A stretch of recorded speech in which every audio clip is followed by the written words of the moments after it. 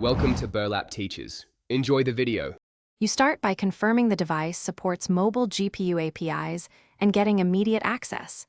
Enable developer options and USB debugging so you can deploy builds. Once done, inspect the GPU model and driver to choose Vulkan, OpenGLEs, Metal, or OpenCL. This matters because each API exposes different features and performance.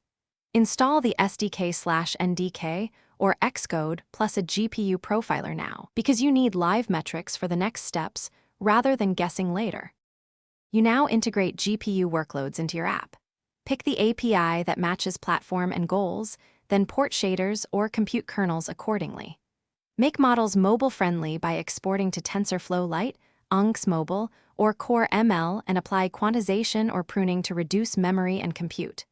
While doing this, optimize shader logic, reduce texture switches, and reuse buffers. These changes lower GPU stalls and improve frame times.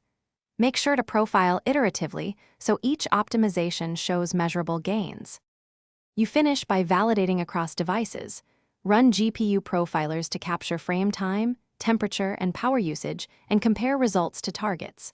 Once tests pass, include runtime feature checks and graceful fallbacks to CPU or simpler shaders for incompatible drivers.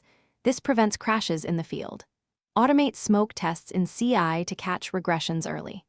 If performance drops or crashes occur, clear shader caches, update drivers, and revert the last change as a quick troubleshooting step before deeper debugging.